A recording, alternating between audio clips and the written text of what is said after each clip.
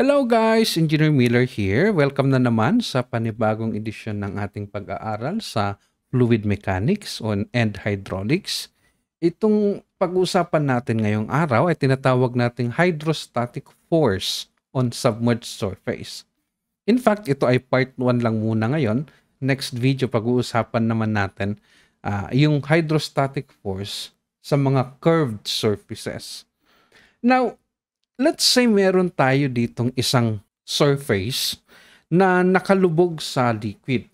At let's say ito ay naka-inclined. Yung pressure palagi will start from the top at kung yan ay exposed, ang pressure dyan ay 0, gauge pressure is 0. At palaki yan ng palaki. At palagi yan na nag-a-act perpendicular sa ating surface. Now, sabi natin palaki ng palaki because pressure increases with depth. Balik tayo sa figure. Pagtuunan muna nating pansin lang itong pressure na nag-a-act dito sa surface natin. Itong mga pressures na to ay meron silang resultant. At ang tawag natin dyan sa resultant force ay si hydrostatic force. F ang symbol na gagamitin natin. At ang hydrostatic force ay nag-a-act sa center of pressure. At itong center of pressure ay nasa ilalim ng centroid ng surface area na yan o yung center of gravity. Na kung saan ang distance between these two ay yung E o eccentricity. At ang distance mula sa centroid papunta ng surface following the inclination of the surface o itong distance na to ay tinatawag nating distance Y. Yung depth naman ng center of gravity mula sa ating surface ay tinatawag nating h bar. Now, yung y is the inclined with an inclination of angle theta at yung h bar ay yung vertical. At yun ang ginagamit natin palagi, yung vertical depth ang ginagamit natin sa pressure. Ang relationship ng h bar at saka y pag ganito is h bar is equal to y sine theta. Yan ay kung naka-inclined yung surface. Kapag naman siya ay diretso lang or nakatuwid lamang na ganyan, nakatayo, ang magiging value ng h bar ay parehas lang kay y. So, yan yung mga itsura ng pressure natin sa submerged surfaces na kung saan yung ating hydrostatic force F. Now remember, ito ay isang force. Ang formula ng force ay pressure times the area. Now, notice, yung pressure na to ay hindi naman talaga uniform. Trapezoid actually yan. O kung nasa taas, mula sa taas, triangle. So, hindi pare-parehas yung value ng P o yung pressure. So, ang gagamitin mo ay yung average pressure. Ang average pressure ay na tinatawag natin ay kung ano yung pressure na nag-a-act dun sa centroid or center of gravity ng surface na nakalubog. At ang formula ng pressure is gamma times H. Ano ba yung H o yung depth sa center of gravity? Yun ay si H bar. So ang magiging formula ng hydrostatic force ay si gamma times h bar, yan yung pressure sa centroid or average pressure, times yung area ng submerged surface. Yun namang eccentricity, ang formula naman yan is eccentricity E is equal to moment of inertia all over moment of area or A times Y. Yung moment of inertia ng nakalubog na surface all over yung area times Y nung nakalubog na surface. Or tinatawag ko yan na si II. I over I. So, II. For definition of terms, yung H bar is the vertical depth of the centroid of the submerged surface. Yung CG dyan ay center of gravity or centroid of the surface, submerged surface. Yung ibang libro o mga ibang teacher, ang symbol na ginagamit nila ay small letter C at small letter G na magkatabi. Iba-iba naman. O yung iba, C lang. O yung iba, G lang. Basta ang importante, alam natin na yun ay yung centroid. Yung CP is the center of pressure. E is eccentricity, F is hydrostatic force, I is the moment of inertia of the submerged surface, and gamma is the unit weight of the liquid. Now let's try to apply this in this problem.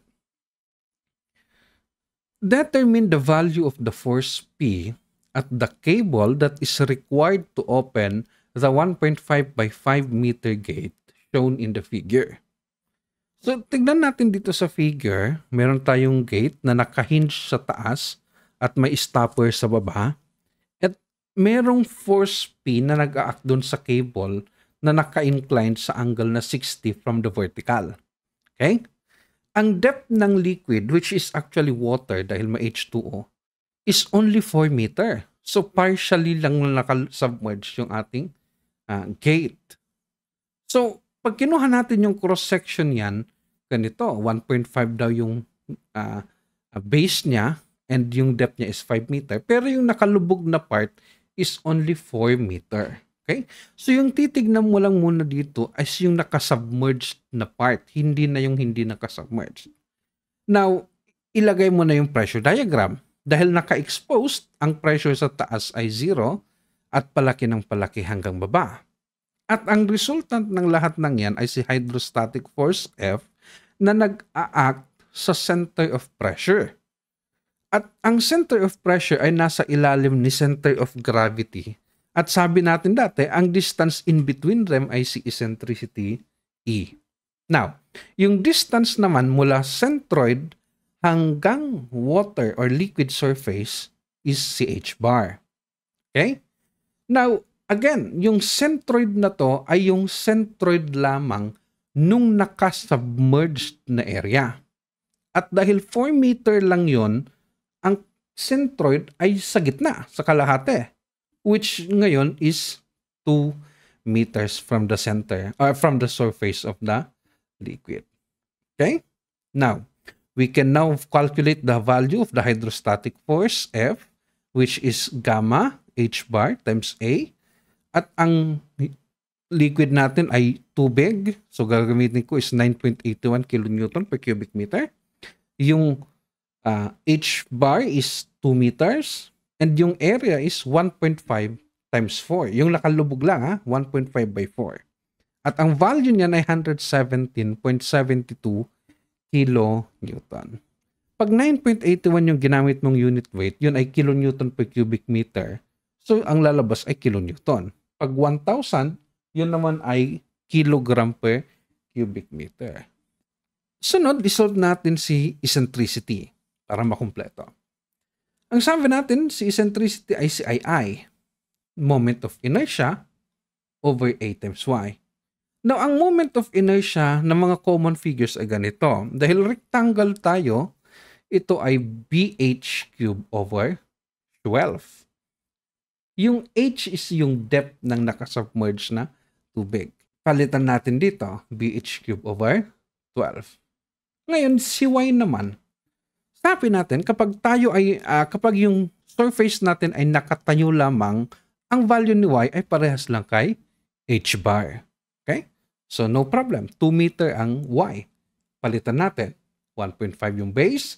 Depth is 4 meters over 12. All over 1.5 times 4, that's the area, times 2. At ang lalabas ay 0.67 meter. Now, sunod, pwede na nating makuha yung value ng P. Okay? Force P. I-isolate natin yung gate. Dito, makikita natin na mula sa hinge may force P na nasa layo na 5 meters. At merong force F na nasa distance na 3 meters plus E. Again, yung E is na-solve na natin dyan sa taas.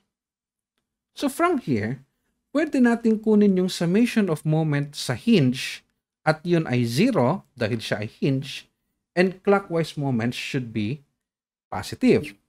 Okay? From here, kunin na natin muna si P. Dahil siya ay naka-incline, kunin natin yung horizontal component. Dahil yung vertical component, wala namang moment. Ang horizontal meron. Hydraulics na to, palagay ko naman marunong na kayong mag-solve ng mga ganito. at kumuha ng component. At ang horizontal component nito ay P sine 60. Okay? Times moment arm na 5. Yung F naman is negative siya dahil counterclockwise. At ang moment arm niya is 3 plus E is equal to 0. Ngayon, alam natin yung value ng F, alam natin yung value ng E. Si P na lang ang nawawala, masosolve na natin. Palitan natin yung value. And from here, i-shift solve nyo na lang. O kung gusto nyo, isa-isahin ninyong ilipat yung mga values. So, ang lalabas dyan is si P ay 99.77 kilonewton. Ibig sabihin, para mabuksan yung gate natin na ganyan, dapat kailangan mo ng at least 99.77 kilonewton. Okay? Let's try another one. Ito naman, triangle naman. Calculate the reaction at the top of the triangular gate shown due to the hydrostatic force of the water if the gate weighs 250 kilogram. Pag ganito yung problema, medyo may konting pero hindi naman masyadong mahirap. Now, again, ilabas mo palagi muna yung pressure diagram. Kapag ganyan, extend mo lang yung line hanggang sa water surface at mula sa water surface, dahil siya ay exposed, ang pressure ay 0. Okay? And then concentrate lang tayo doon sa gate, sa pressure sa gate. Now, ang resultant ng mga pressure na yan ay si hydrostatic force F na nag-a-act saan? Sa center of pressure. At ang center of pressure ay nasa ilalim ng center of gravity, which alam na natin na ang distance ng dalawang yan ay si E. At mula sa center of gravity, following the angle of inclination, ang distance hanggang sa surface ay si Y.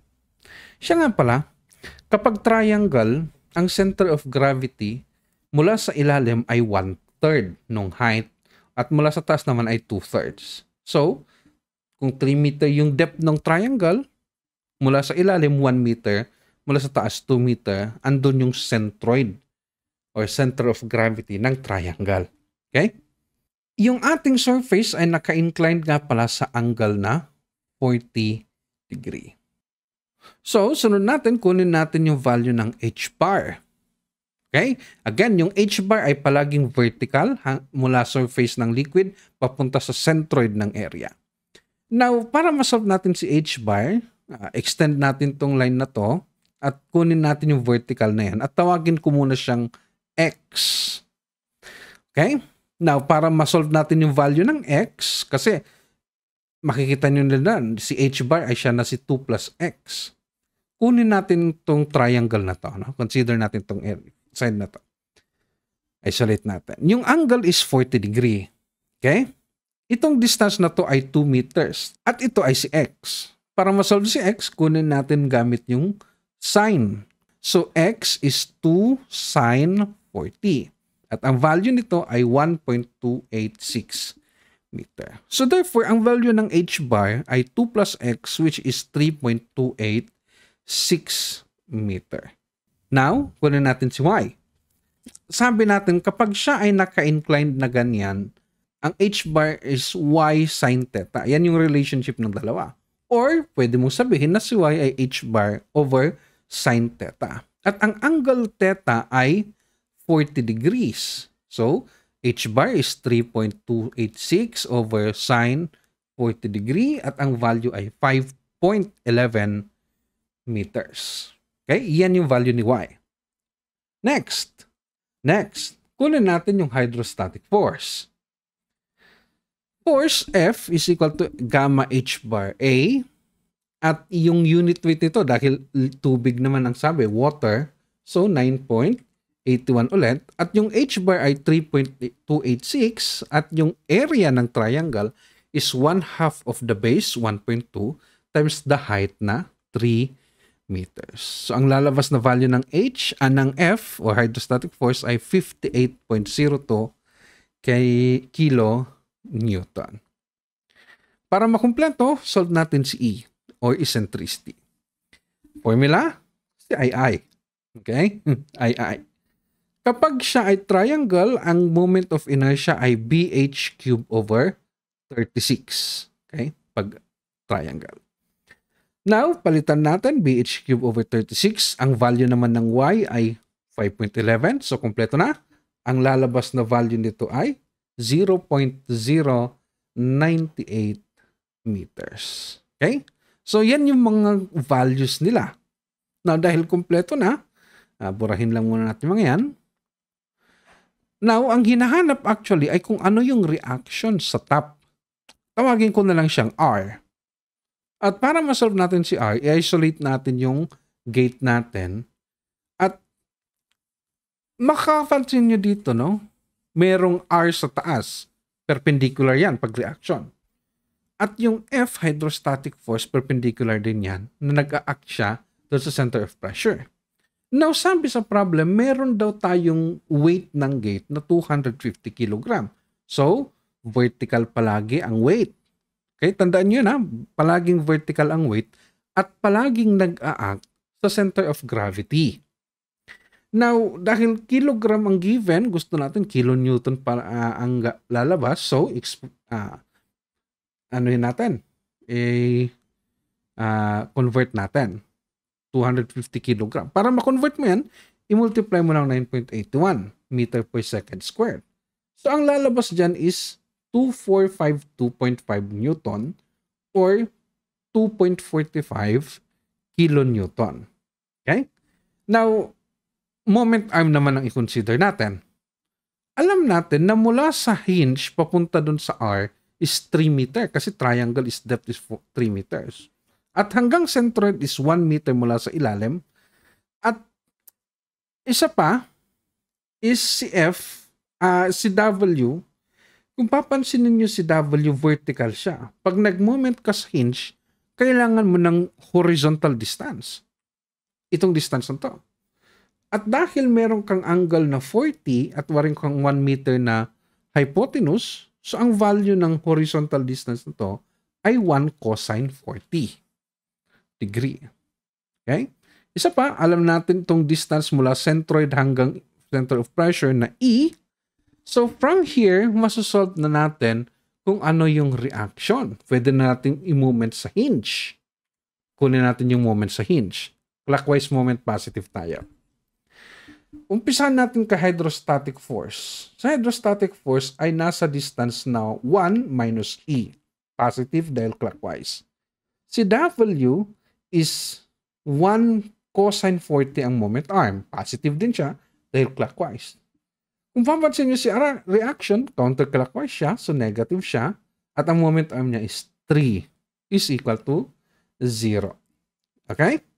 So, may value tayo ng F, may value tayo ng E, may value tayo ng W. Ang nawawala na lang dyan ay si R. Pwede na natin mapalabas yung value ng R. Palitan natin. And from here, pwede nyo nang i-shift solve or i-simplify ninyo, then ilipat nyo sa kabila, then divide nyo ng 3. Ang lalabas na value niyan is 18.07 kilonewton. Yun yung reaction doon sa top ng ating triangular gate. Next topic natin or next video, pag-usapan naman natin yung hydrostatic forces sa mga curved naman na gates. Okay? So, salamat sa panonood. Sana may natutunan kayo. Thank you. Please like, share, and subscribe. Bye-bye!